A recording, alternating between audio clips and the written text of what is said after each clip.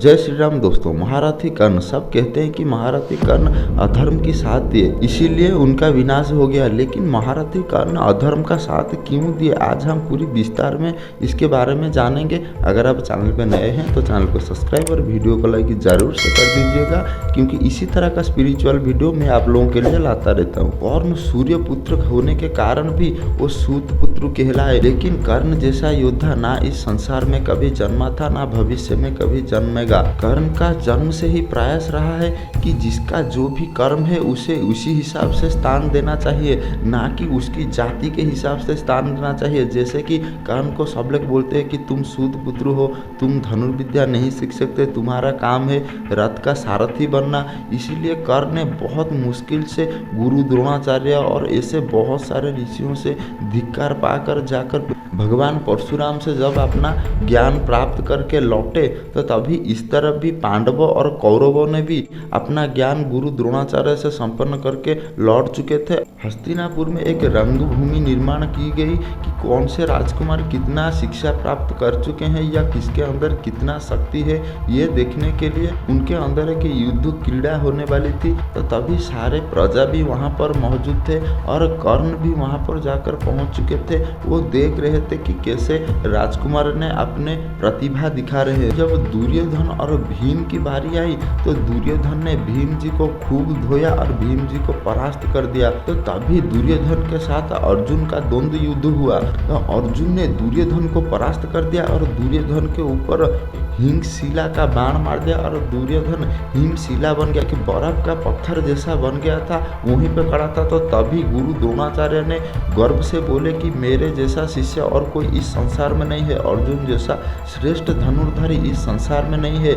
मैं इस संसार को चुनौती देता हूँ, अगर कोई योद्धा है तो मेरे सामने आओ जो अर्जुन से द्वंद्व युद्ध करके अपने को श्रेष्ठ कर सके। जब गुरु द्रोणाचार्य ने चुनौती दे दी कि इस संसार में सर्वश्रेष्ठ धनुर्धारी अर्जुन ही है, तो तभी कर्ण ने एक बाण छोड़ा जो दुर्योधन हिमशिला में परिवर्तित हो गया था, तो उसे तोड़ दिया, उसे मुक्त कर दिया। तभी गुरु द्रोणाचार्य गुस्से में आ गए और बोले कि ये सब दुस्साहस कौन कर सकता है, मेरे सामने आओ। तभी कर्ण ने आकर पहुंचे और बोलने लगे कि ये बाण मैंने मारा है। और गुरु द्रोणाचार्य ने कहने लगे कि तुम ये दुस्साहस कैसे कर सकते हो, ये सिर्फ राजकुमारों के बीच द्वंद्व युद्ध चल रहा था, लेकिन तुम ही सूत पुत्र हो, तुम यहाँ क्यों आए हो और इस द्वंद्व युद्ध में तुम क्यों हस्तक्षेप कर रहे हो। अभी कर्ण ने कहा था जब आप अर्जुन की प्रशंसा कर रहे थे तब मैं तालियां मार रहा था प्रजाओं के बीच बैठकर, लेकिन जब आपने चुनौती दे दी इस संसार के सभी योद्धाओं से तो मैं भी सहन नहीं कर पाया, मेरा धनुष से बाण छूट गया। कर्ण ने कहा कि मैं भी धनुर्धारी हूँ,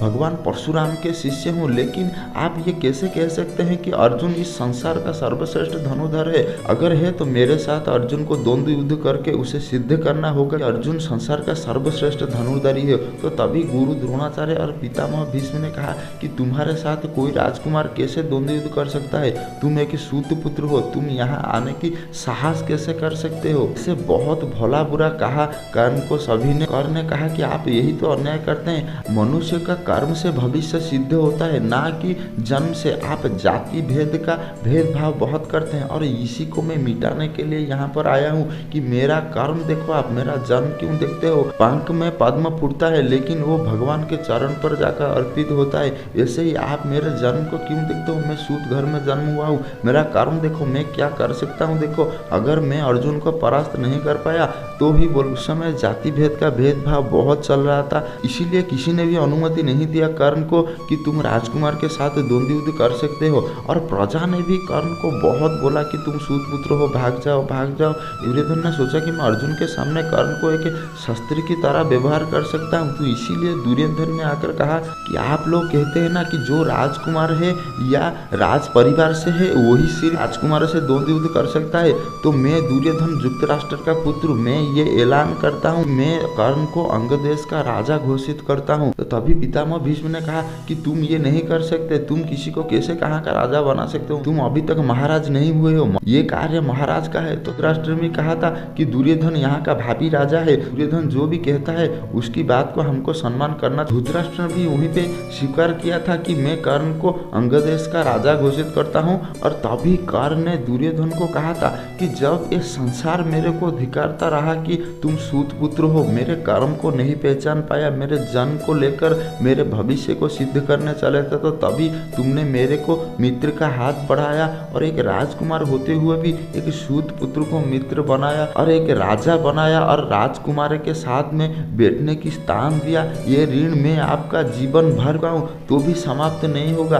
तो मैं आपको वचन देता हूँ, किसी भी परिस्थिति हो या कुछ भी हो, मैं आपका साथ कभी नहीं छोड़ूंगा, मेरा मृत्यु ही क्यों ना हो जाए। आपने मेरे को मुकुट तो जरूर पहना है, लेकिन सदा सर्वदा ये मुकुट आपका है या आपके चरणों पे समर्पित है। ये सारा संसार के साथ साथ तुम्हारे भाई जो है पांडव, उन्होंने भी मुझे बहुत धिकारा है कि तुम सूत पुत्र हो, तुम यहाँ हमारे साथ लड़ नहीं सकते हो, लेकिन आपने मुझे आपके साथ बैठने का दर्जा दिया है, तो इसीलिए मैं जिंदगी भर आपका ऋण चुकाऊंगा। तो अब आप लोगों को पता चला कि कर्ण ने अधर्म का साथ क्यों दिया। आप लोग थोड़ा सोचिए, कर्ण ने क्या गलती किया था? जाति धर्म की भेद को ही दूर किया था। कर्ण का यही लक्ष्य रहा है कि कर्म से भविष्य सिद्ध होता है, ना कि जन्म से। अगर कोई नीचे जाति में जन्म हो गया है, क्या वो कुछ नहीं कर सकता? उसका वंशज जो करते थे, क्या वो भी यही करेगा?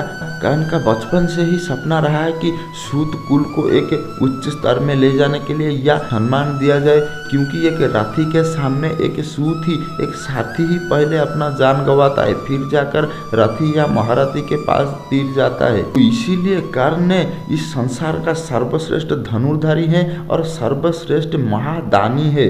अगर कर्ण ने दुर्योधन का साथ छोड़ दिया होता तो ये अधर्म करते। उन्होंने अपने वचन को पालन किया है। अगर आपको ये वीडियो अच्छा लगा तो वीडियो को लाइक और चैनल को सब्सक्राइब जरूर से कर दीजिएगा। जय श्री राम।